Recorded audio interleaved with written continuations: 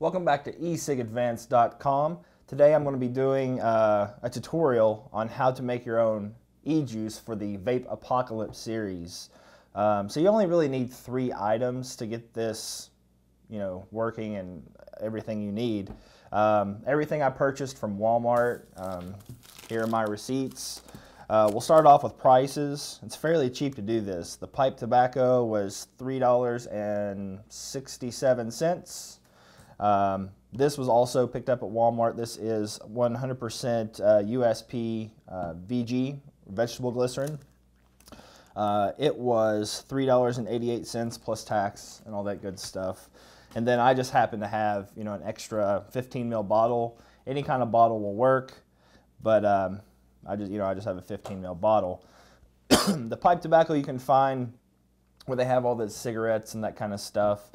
The vegetable glycerin was located in like the pharmacy section. Look for like skincare or something like that. For some reason, it's a skin protectant is what it says on here, but this is exactly what we use to vape with as well. So I'm not sure of what you use it on your skin for. Maybe it hydrates your skin or something. But we'll go ahead and get started with the steps. Step 1, you're going to need a bottle. Like I said, I have a 15 ml bottle here that is just pretty much a standard, juice bottle. Step 2, you're going to take your pipe tobacco out of its box. Since I've already kind of experimented with this a little bit, it's already open and whatnot. Step 3, you're going to take your pipe tobacco and kind of cram it into this bottle. You do this until it's about half full. Now we're done with the pipe tobacco. You can put that up so you can make juice in the future. Next, you're going to get your vegetable glycerin. And this is simple enough. We're just going to dump it in over the tobacco.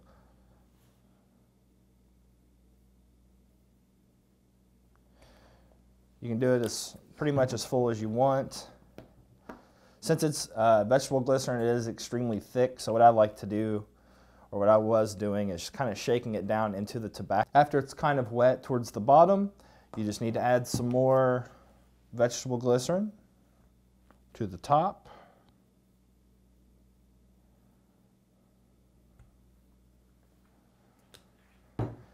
Put your nipple back on, your lid. And pretty much all you need to do now is let it steep. What it's going to do is it's going to kind of suck the flavor and the nicotine out of the pipe tobacco. And the vegetable glycerin just pretty much acts as a carrier for all that.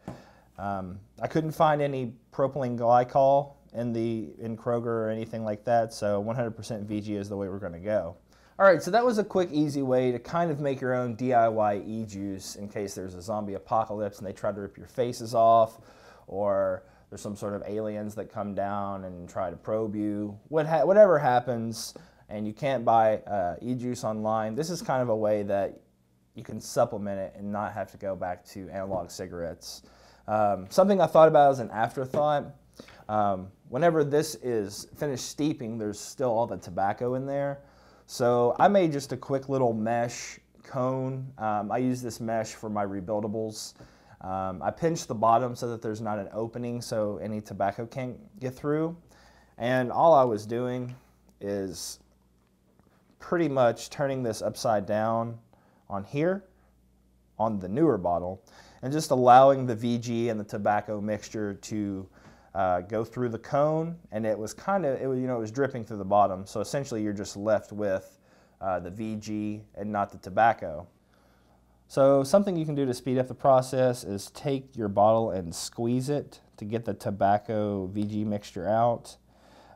This is going to be a messy process because it is all composed, it's all made out of mesh, so it's going to leak here towards the top, but it's also leaking into the bottle as it, as gravity is pushing it down.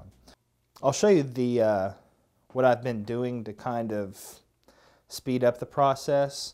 Since the tobacco is so saturated with the VG and VG is so thick, I've been taking the cone and squeezing it. Let's see if we can get some juice to come out. Yeah.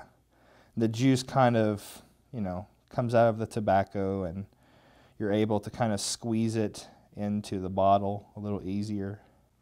So now that we've got our juice in our bottle here, whoops, we're going to give it a smell just to really, you know, just kind of see what it smells like. It smells like Prince Albert tobacco. It smells just like a generic pipe tobacco. I'm not sure how much flavor is going to be in this. I mean, as you can see, it's relatively dark, and even in the light, you know, it's hard to see through. Excuse me. So we're going to try it out in a regular atomizer, just because we're moving on to the next, you know, next steps of the DIY whole vaping solution. So we're going to try it in a regular atomizer. I think this is a 1.8 ohm, just normal 510. And I'm running it at 4 volts. I'm going to try it out and see what it tastes like. And again, remember, you know, if you do this, you're doing it at your own risk. We don't take any responsibility for this. This is just if something happens to happen and, you know, you need to vape or something like that and you don't want to smoke cigarettes, these are solutions that you could do. This is not something I would do on an everyday basis. But, yeah, let's give it a try.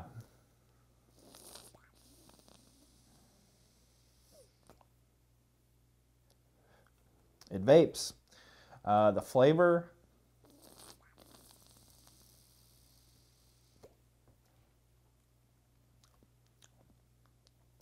it's kind of an odd flavor. It's really light. It's not as rich as I thought it was going to be, but there is this tobacco-y kind of hint in there. But it's not strong. It's not like the juices we have today. It's not, you know, overly flavored or anything like that. I can feel some sort of a nicotine. I don't feel the throat hit because it is 100% VG. The juice itself is kind of sweet, but the pipe tobacco is just, it's kind of muted. It's not like really, really, really rich like you would expect it to be. I might try this in the future and do like an amendum to this with a pipe tobacco that's slightly flavored like Cavendish or something else that's a little bit stronger of a pipe tobacco, just to see if that's going to make a difference in the flavor or not. But something you could do is that you can find flavorings that people use for baking, and I will insert a picture here. I found these flavorings at Kroger.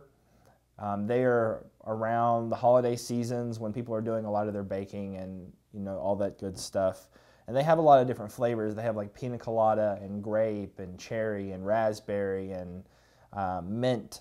So you could make essentially anything. I guess you're limited to those flavorings, but you can make anything you wanted.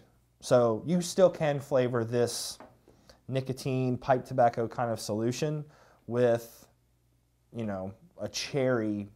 It'd be a muted pipe tobacco, but it'd be a cherry pipe tobacco. Or if you want to put a lot of flavoring in there, you could just make a cherry flavored vape. That was the first video of the Vape-Apocalypse series. If you have any questions, if you have any concerns, you can post in the comments, or you can come visit us on our forums at www.ecigadvanced.com/forums. Or you can shoot me an email if you have any information about this that I failed to oversee. My email address is Cody@ecigadvanced.com. And stay tuned to the next video, guys. The next video is going to be how to make your own electronic cigarette from parts from Radio Shack.